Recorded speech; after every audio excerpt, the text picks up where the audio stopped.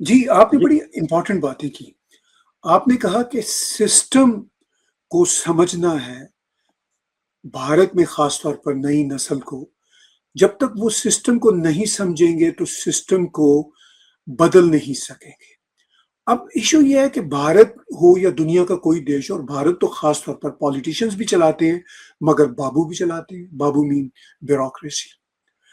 और some time politicians अपनी political compulsions के लिए स्टेटमेंट्स देते हैं, मगर पॉलिसीज और सिस्टम वही रहता है जो बाबू चाहते हैं, क्योंकि अल्टीमेट होल्ड उनका ही होता है। पॉलिटिशियन आते हैं, चले जाते हैं। बाबू तो 30 35 40 साल तक ऑफिस में रहते हैं। और ये यहाँ कनाडा और अमेरिका में भी ऐसा है, लेकिन भारत में कुछ जरूरत से ज्यादा ऐसा है। इन हालात में जब हम बात खास तौर पर आज की अपनी कन्वर्सेशन में भारत के यूथ के कॉन्टेक्स्ट में कर रहे हैं कि किस तरह भारत की पॉलिटिक्स में वो आगे अपना रोल प्ले कर सकते हैं, बिकॉज उन्होंने ही उस देश को चलाना है आने वाले जनरेशन्स में।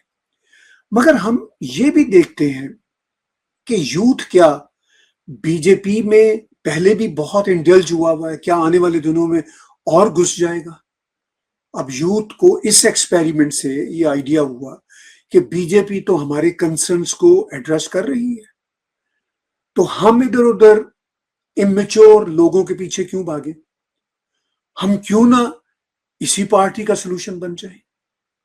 और बीजेपी भी चाहेगी कि अगर ये 50 60% से ज्यादा पॉपुलेशन है तो ज्यादा से ज्यादा यूथ हमारा ऐसा बने।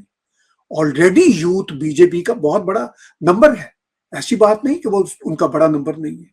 तो क्या आपको दिखता है कि ये जो लोग हैं, अगर इनके कंसर्न्स एड्रेस, जैसा कि कुछ हुए हैं अभी, प्राइम मिनिस्टर नरेंद्र मोदी ने जिस तरह बिल टेबल करवाया पार्लियामेंट में, एंटी पेपर लीक बिल, और जिस तरह उसका इमीडिएटली उसको वहां पे पास भी किया गया, तो हमारी कन्वर्सेशन में आप क्या महसूस करते हैं कि क्या बीजेपी में यूथ और घुसेगा और उसको अपने गले लगाएगा, और बीजेपी तो उनको गले लगाना चाहेगी? इस एंगल को आप कैसे देखते हैं? आपने बड़ा अच्छा डायमेंशन दर्शाया जो जिसके बारे में मैं सोच नहीं रहा था, वो है ब्यूरोक्रेसी का। यू टॉक्ड अबाउट कि इंडिया में ब्यूरोक्रेसी कितनी प्रेवलेंट है। मैं थोड़ा उस पे सकारात्मक, थोड़ा ऑप्टिमिस्टिक व्यू रखता हूँ, और मैं आपको पहले बताना चाहता हूँ ऐसा क्यों है मेरा। वो ये है कि in the last 50 years, this is really the first time that we are seeing a government lead India that has been in power for 15 years and without, so to say, major disruptions. And if you think of an average tenure of a bureaucrat, that is about 25 to maybe 30 years. 30 years is the tops, 25 is probably more than likely. So, one way to think about it is that there are people who would have been pretty young in bureaucracy 15 years ago who are actually holding significant positions in terms of title and seniority across the Indian bureaucracy today, which is an unprecedented opportunity. क्योंकि वो भी वही youth है जिसको आज हम, जिसके संदर्भ में, जिसके कॉन्टेक्स्ट में आज हम बात कर रहे हैं, जो जंतर मंतर पे उतर आया था। ये भी वो लोग हैं जिन्होंने कभी मेडिकल के और इंजीनियरिंग के एग्जाम्स लिखे होंगे। Another reason why youth and youth leadership has to change their mindset, और वो ये है कि now there are two paths open. It is not just about, as you are saying, कि भाई भाजपा में चलो, भाजपा में नेतागिरी करो चल के, नहीं, अब एक और राउट है, और वो ये राउट है कि मैं क्या भाजपा के लीडरों के साथ मिलके ब्यूरोक्रेट्स के साथ काम कर सकता हूं और उस दिशा में अपने एफर्ट्स डालूं। Again this sort of comes back to building institutions, कि ताहिर साहब आप भी वही हो जो मैं था या मैं हूं, आपने भी वही एग्जाम लिखे हैं, आपने भी वही ब्यूरोक्रेसी आईएएस आईपीएस और जो भी रेवेन्यू सर्विसेज में जाने से पहले देखी है जो मैं आज देख रहा हूं। हाउ अबाउट कि हम मिल के सिस्टम को बदलें। तो आई थिंक जैसा कि हमने बोला कि अगर यूथ को एम्बिशन है कुछ करने का, तो they have no route. You are absolutely right. They have no route other than BJP at this point. But there is an uncharted path in India, and that is to build real institutions. Institutions that work with government and bureaucrats together. और opportunity बहुत है.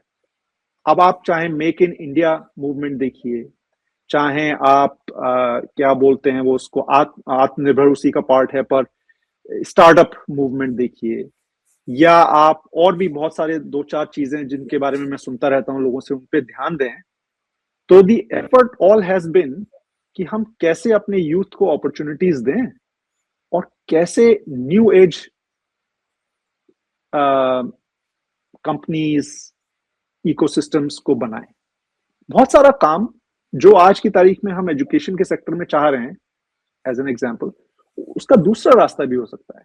आप अच्छी companies बनाएंगे, हो सकता है उस एजुकेशन और उस एजुकेशन की पाइपलाइन चेंज हो सकता है उसके लिए अलग तरीके के एजुकेशन इंस्टीट्यूट्स बनने लगे. अब आज की तारीख में हमारे एक परिवारजन हैं, उन्होंने उनकी बच्ची ने आप IIT, IIM, medical college, AIIMS नहीं चूज किया. उन्होंने एक ऐसा एजुकेशन इंस्टीट्यूट चूज किया बेंगलोर में जहां पे it is a very project based education. क्यों? क्योंकि उसके लिए एक अपॉर्चुनिटी और इकोसिस्टम एग्जिस्ट करता है बेंगलोर में, जहां पे आपको आईआईटी की डिग्री की मान्यता इतनी नहीं है जितनी आप प्रैक्टिकल 4 साल में जो आप डिग्री कर रहे हैं, तो एक्चुअल प्रोजेक्ट्स पे जो बगल में विप्रो है, बगल में इन्फोसिस है, बगल में और स्टार्टअप्स हैं, उन पे डेली काम करके जो आपको एक्सपीरियंस मिलेगा, दैट इज मोर इम्पोर्टेंट. तो मेरा मानना ऐसा है कि has pretty much nothing left in the opposition at this point. They have only 2 choices left: work with this government or build your own institutions, but again in partnership with this government. That's the only way forward.